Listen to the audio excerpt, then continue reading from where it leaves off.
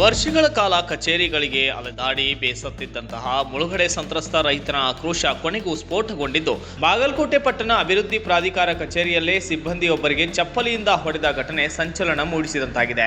ಪ್ರಾಧಿಕಾರದ ಪ್ರಥಮ ದರ್ಜೆ ನೌಕರ ಅಂಕದ್ ಚಪ್ಪಲಿ ಏಟು ತಿಂದ ಸಿಬ್ಬಂದಿಯಾಗಿದ್ದು ಮುಳುಗಡೆ ಸಂತ್ರಸ್ತ ರೈತ ಬಸಪ್ಪ ಈ ಕೃತ್ಯ ಎಸಗಿದ್ದಾರೆ ಎನ್ನಲಾಗಿದೆ.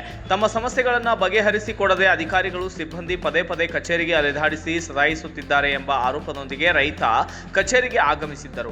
ಈ ವೇಳೆ ಮಾತಿನ ಚಕಮಕಿ ನಡೆದಿದ್ದು ಆಕ್ರೋಶಗೊಂಡಂತಹ ಬಸಪ್ಪ ಏಕಾಏಕಿ ಚಪ್ಪಲಿ ತೆಗೆದು ಸಿಬ್ಬಂದಿಗೆ ಹೊಡೆದಿದ್ದಾರೆ ಎಂದು ತಿಳಿದು ಬಂದಿದೆ. ಘಟನೆಯಿಂದ ಕಚೇರಿಯಲ್ಲಿ ಕೆಲಕಾಲ ಗೊಂದಲದ ವಾತಾವರಣ ನಿರ್ಮಾಣವಾಗಿದ್ದು ಸಿಬ್ಬಂದಿ ಹಾಗೂ ಸಾರ್ವಜನಿಕರು ಮಧ್ಯಪ್ರವೇಶಿಸಿ ಪರಿಸ್ಥಿತಿಯನ್ನು ನಿಯಂತ್ರಣಕ್ಕೆ ತಂದರು.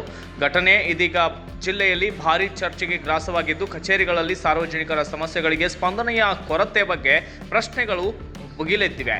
Bureau report, Kannada Janashree news, Bagalkot.